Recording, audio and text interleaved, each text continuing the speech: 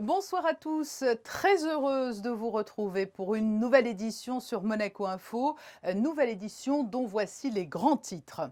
Le centre de suivi des patients à domicile poursuit plus que jamais ses missions. Installé à l'auditorium Régnier 3, il est composé de nombreux professionnels qui accompagnent médicalement à distance les personnes présentant peu de symptômes de la Covid-19. Ludmila Rakona-Le Goff, secrétaire générale du département des Affaires sociales et de la Santé, sera notre invité pour évoquer les missions du centre. Protéger la mer Méditerranée du péril de la pollution plastique, encourager toutes les initiatives destinées à mettre en lumière et solutionner ce fléau qui fait des ravages, c'est l'objectif de l'initiative BIMED portée par la Fondation Prince Albert II. Aujourd'hui vient d'être lancé le collectif d'entreprises BIMED. Deux grands groupes s'engagent. C'est ce que nous diront Bernard Fautrier, président de l'association BIMED, et Romain Troublé, le directeur général de la Fondation Tara, principal témoin de l'urgence de la situation en Méditerranée. L'opération Culturez-vous s'est poursuivie ce week-end pour le plus grand bonheur des amateurs d'art sous toutes leurs formes. Dimanche, c'est l'Orchestre Philharmonique de Monte-Carlo qui s'est produit à l'Auditorium Régnier 3 sous la baguette de son directeur artistique et musical, le chef d'orchestre Kazuki Yamada. Mais pour débuter donc, coup de projecteur sur le centre de suivi des patients à domicile installé depuis le début de la crise à l'auditorium Régnier 3. Avec la deuxième vague de la Covid-19, il est resté le lien privilégié avec les personnes qui sont confinées chez elles et qui présentent peu de symptômes. Comment le pic de la deuxième vague a-t-il été géré? Réponse avec le secrétaire général du département des Affaires sociales et de la Santé. Bonsoir Ludmila Rakona-Le Goff. Bonsoir Patricia. Le centre de suivi Covid-19 à destination des personnes positives n'a jamais cessé de fonctionner au cours des dernières semaines. Tout à fait. Le centre a tout simplement été mis en veille pendant quelques semaines au début du mois de mai. Puis dès la reprise de l'épidémie et dès que les premiers cas en principauté ont été signalés, une permanence a été assurée par l'un de nos médecins inspecteurs pendant tout l'été. Et dès le mois de septembre, nous avons véritablement renforcé les équipes en recrutant du personnel dédié et en la réinstallant dans les locaux de l'auditorium qui avaient été laissés vides pendant la période estivale. Et comment le centre fait-il face à cette deuxième vague ? Alors écoutez, le centre a été tout d'abord doté des moyens humains nécessaires pour répondre aux besoins des patients. Donc nous avons recruté principalement des infirmières pour assurer le suivi quotidien. Donc ce sont elles qui sont chargées d'appeler les patients au jour le jour. Et nous avons également demandé à un médecin superviseur, donc ce sont nos médecins du centre médico-sportif qui assurent la supervision du centre et qui suivent les patients dont l'état est un petit peu plus compliqué. Alors justement, combien de personnes sont-elles suivies actuellement par le centre ? Alors aujourd'hui, il y a 20 personnes, mais il y a 15 jours de ça, nous avions encore 125 personnes en suivi. Et au total, depuis le début de la crise, combien de personnes ont été prises en charge ? Alors depuis le mois de mars, parce que la structure a ouvert le 23 mars, si je me souviens bien, le 23 ou le 25, nous avons eu 735 personnes en suivi. Donc au début de l'épidémie, ce n'étaient pas forcément des personnes qui étaient malades de la Covid, c'était des personnes symptomatiques, parce qu'à l'époque, on s'occupait aussi des patients pour lesquels on avait un doute, mais pour lesquels nous n'étions pas sûrs. Mais depuis le mois de septembre, ce sont des personnes effectivement malades. Et oui, un total de 735 depuis plusieurs mois. Quelle est la logistique? Alors vous l'avez dit, il y a des infirmières, mais pas seulement, hein. Vous êtes plusieurs professionnels sur le front. Oui, donc il y a les médecins, évidemment, pour superviser la structure, les infirmières qui sont là pour passer les coups de fil quotidiens. Nous avons également un binôme de la Croix-Rouge monégasque qui peut aller à la demande du médecin au domicile des patients les plus fragiles, dont l'état mérite qu'on aille les voir régulièrement, et donc ils sont équipés de tablettes pour pouvoir faire une conférence téléphonique avec le médecin, qui donc peut se faire une idée un petit peu plus précise de l'état de la personne. Et jusqu'à la semaine dernière, nous avions également un médecin de ville, un médecin généraliste, qui allait également voir ces quelques personnes dont l'état était un petit peu plus compliqué pour assurer une première visite médicale, parce que certaines d'entre elles n'avaient jamais vu le médecin. Et il était important pour nous, pour les infirmières et pour les médecins, qu'il y ait au moins une consultation réelle et physique. Qu'en est-il des enquêtes épidémiologiques qui ont été lancées ? La cellule enquête a été installée à l'auditorium, donc tout le monde est sur le même plateau technique à l'auditorium, le centre de suivi et la cellule enquête. Tous les jours, cette cellule récupère l'ensemble des cas positifs de la principauté, les résidents, mais aussi les salariés, et fait le lien tant avec l'OMT, l'Office de la médecine du travail, ou l'inspection médicale des scolaires lorsqu'il s'agit de salariés ou d'enfants scolarisés, mais appelle aussi directement les patients pour mener l'enquête dans la sphère familiale et dresser la liste des contacts et entamer les procédures qui doivent être mises en place. Donc un dépistage rapide des personnes concernées. Ludmila Racona-Le Goff, secrétaire générale du département des affaires sociales et de la santé, merci d'avoir répondu à nos questions. Je vous en prie. Passons aux autres informations du jour, informations pratiques notamment, avec Christine Datomel. Bonsoir. Et ce balai nocturne, avenue Princesse Grasse. Oui, en effet, Patricia, de nouveaux bungalows sont installés proche de la structure du pont provisoire. Indispensables au bon déroulement des travaux, ces modules préfabriqués, assemblés les uns aux autres, abritent les bureaux du personnel d'encadrement, les vestiaires ou encore les espaces détente des compagnons qui travaillent sur le chantier du Testimonio 2. L'installation de ces nouveaux bungalows est effectuée durant la nuit de 21h à 6h du matin afin de limiter au maximum les impacts sur la circulation. Un aménagement qui devrait s'achever d'ici vendredi. Par ailleurs, la direction de l'aménagement urbain procède au remplacement et à la modernisation de 9 ascenseurs publics. Oui, les ascenseurs concernés par cette rénovation sont ceux du parking de la Condamine, du Saint-Sébastien, du marché de la Condamine, du parking des pêcheurs, de l'ascenseur du Floridian. Les premiers travaux viennent de débuter. Ils s'achèveront à la fin du mois de janvier. Une opération qui s'inscrit dans le plan de remplacement des liaisons mécaniques programmées d'ici à 2025, avec pour objectif le remplacement de 65 ascenseurs et escaliers mécaniques par des appareils plus performants et moins consommateurs d'énergie. Et si le gouvernement princier continue de soutenir les activités fortement impactées par la crise sanitaire, avec notamment le prolongement du CTTR, il entend aller plus loin. Oui, le gouvernement princier entend aller plus loin dans l'accompagnement au secteur particulièrement touché par la crise, en accordant une exonération partielle des charges patronales. De nouvelles mesures qui pourraient concerner jusqu'à 620 entreprises en principauté et qui permettent ainsi aux entreprises de bénéficier d'une exonération partielle de la part patronale des cotisations CAR et CCSS pour les mois d'octobre à décembre 2020. Il est important de noter que cette aide a été ouverte à de nouveaux secteurs d'activité dont la liste mise à jour est disponible sur le site www.service-public-entreprise.gouv.mc. Elle borde nos rivages. Nous avons pour la plupart grandi avec elle et nous la voyons aujourd'hui agressée, malmenée. La mer Méditerranée est la victime impuissante de la pollution plastique galopante. Face à l'urgence de la situation, l'initiative BIMED a vu le jour. Elle soutient et met en réseau les acteurs engagés contre la pollution plastique en Méditerranée et elle a décidé de mobiliser et sensibiliser également les entreprises. Écoutez Bernard Fautrier, le président de l'association BIMED. On en est quand même, je crois, en 5 années à quelques bonnes dizaines et plus de 50 projets. Et puis un financement supérieur à 1 300 000 €.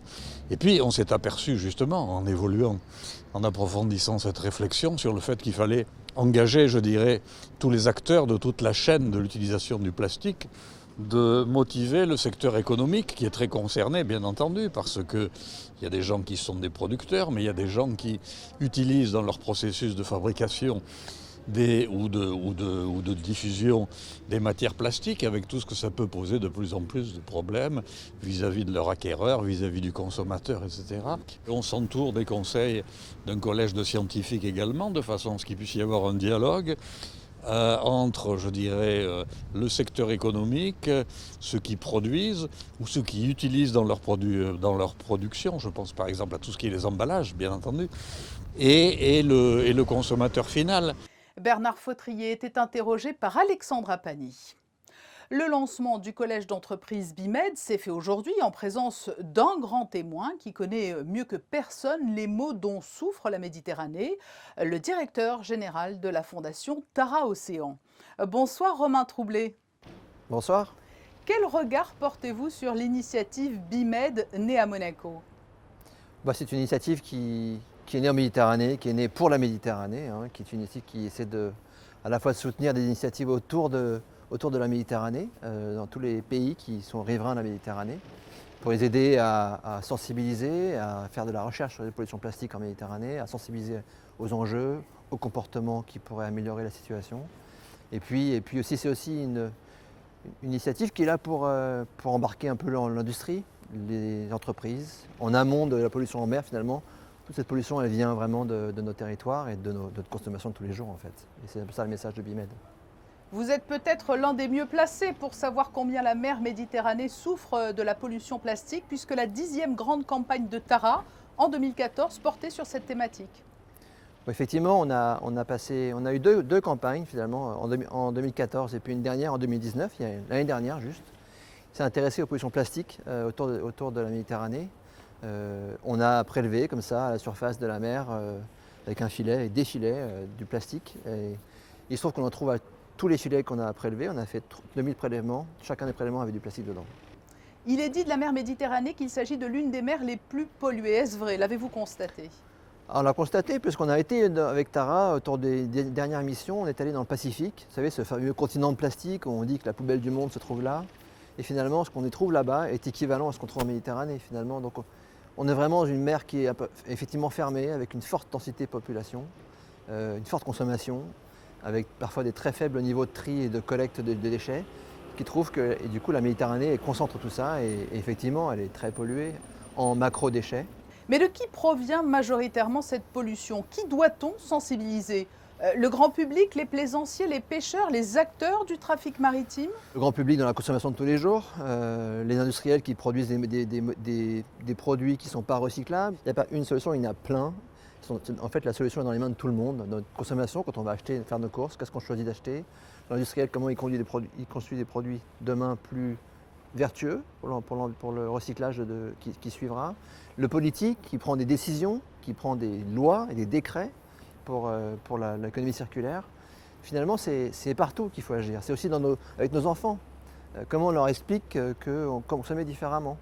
Et aujourd'hui, c'est ça l'enjeu. C'est aussi un enjeu d'éducation. Y a-t-il des initiatives BIMED qui ont tout particulièrement attiré votre attention au cours des dernières années, ou que vous avez trouvé originales ou innovantes?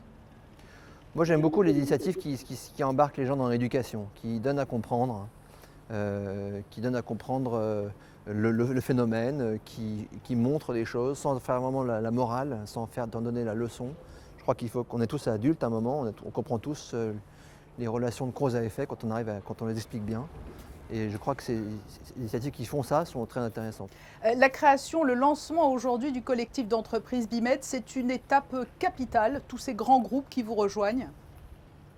Alors c'est pas facile pour des ONG comme l'ETARA, la mienne, ou comme le sont d'autres qui sont impliqués dans les fondateurs de BIMED, de travailler avec l'industrie, bien sûr. C'est un sujet, mais je crois qu'en fait on peut plus faire l'économie du dialogue, de se mettre autour de la table, de comprendre les contraintes des industriels, qui comprennent aussi nos préoccupations et ce qu'on voit sur le terrain, en Méditerranée notamment, ce qu'on peut montrer, ce qui se passe, comment on arrive à rejoindre ces deux bouts et pour trouver des solutions qui soient vertueuses, où le consommateur pourra s'y retrouver, celui qui veut agir, il pourra continuer à consommer tout en étant vertueux dans sa consommation.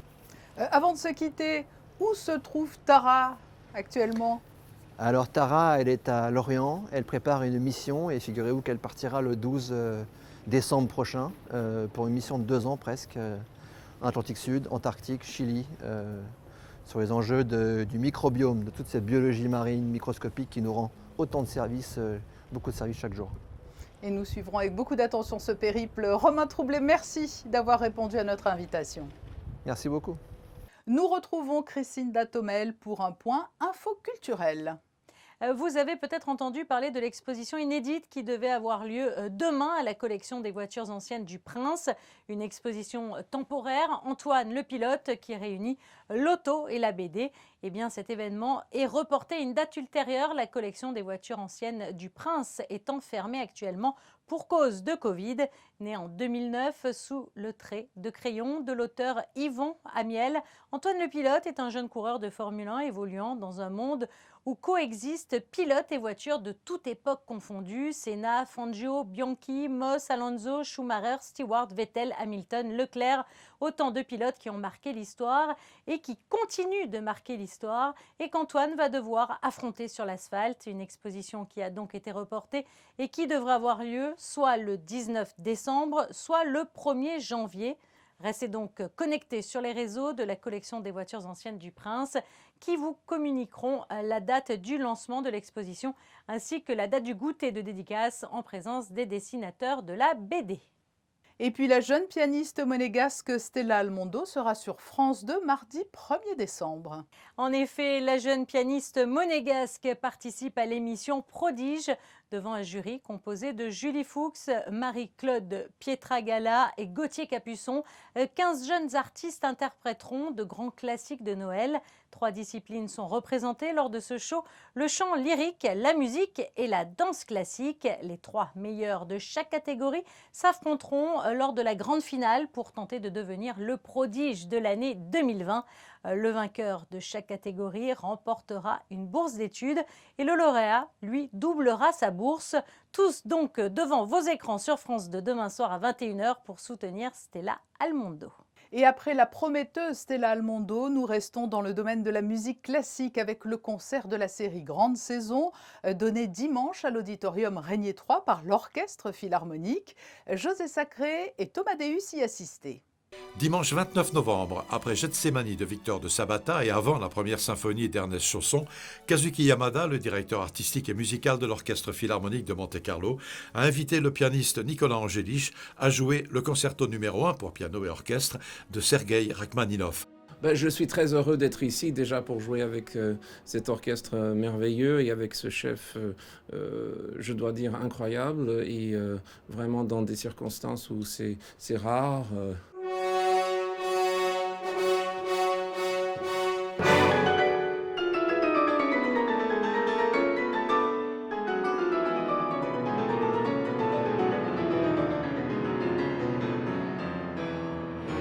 Je pense qu'il y a beaucoup de souffrance et d'inquiétude, beaucoup de problèmes pour beaucoup de gens dans tous les domaines.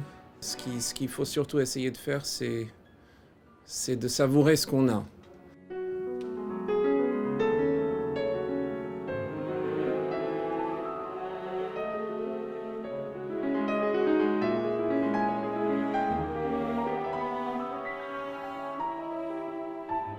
Voilà, il faut essayer d'apprécier ça et de voir au fur et à mesure et de rester optimiste.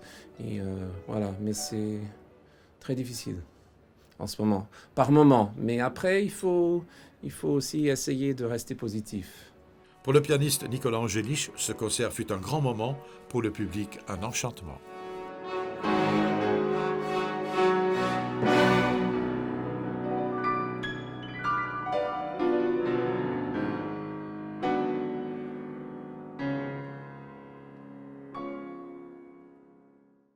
Un ultime détour par les cartes météorologiques avant de refermer ce journal. Je crois que la période de temps clément s'achève. Mardi, le temps sera très couvert, entrecoupé d'averses. À noter aussi des rafales de vent pouvant aller jusqu'à 17 km/h. Patricia, du côté des températures, comptez 7 degrés le matin et 11 l'après-midi. Pour les plus courageux, l'eau sera à 17. Le soleil se lèvera à 7h43 avant de se coucher à 16h56. Mardi 1er décembre, nous fêterons les Florences. Ce journal touche à sa fin. Merci de nous être fidèles quotidiennement. Le mardi 1er décembre sera la journée internationale de lutte contre le sida. À cette occasion, nous recevrons la princesse Stéphanie, présidente de l'association Fight AIDS Monaco. Nous évoquerons avec elle le combat mené en faveur des personnes vivant avec le VIH-Sida. Un combat d'autant plus difficile qu'il est masqué par l'épidémie de Covid-19. Rendez-vous demain à 19 h pour cet entretien. Très belle soirée à tous.